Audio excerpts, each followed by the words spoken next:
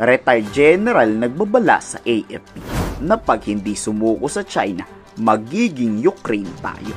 Pinuna rin ng retired general ang pagpasok ng weapon system ng Estados Unidos, Typhoon mid-range missile, Nemesis, HIMARS at Patriot Air Defense Missile System.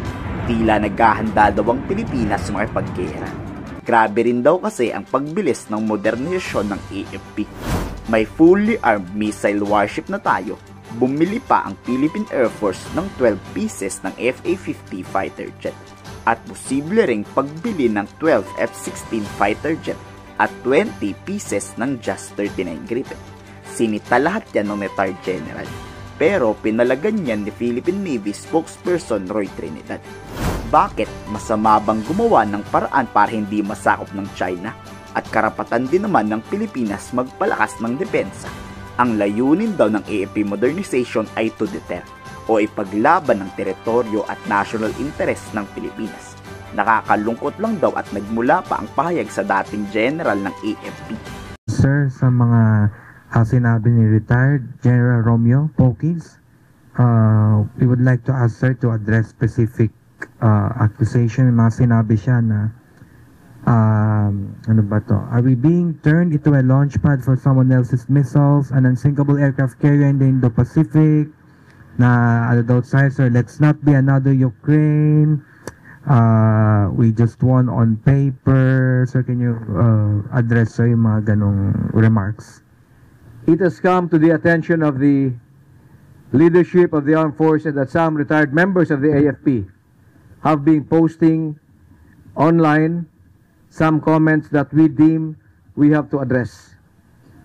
First and foremost, those attributed to retired senior officers, that we are a pawn in a power play between the United States and China on being turned into another Ukraine. These statements are defeatist and alarmist.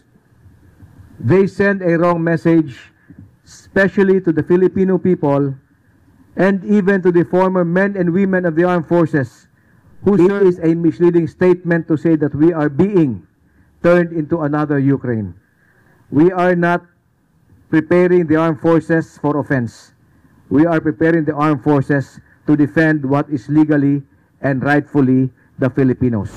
Dagdag pa ni spokesperson Trinidad, hindi tayo nagpapalakas para umatake o manakop ng teritoryo ng ibang bansa. Gusto lang natin ipaglaban ang teritoryong binabalak na kawin ng kalaban. Wala daw mali doon. At mas lalong hindi tayo tuta ng US na ipapain sa gera para matalo ang China.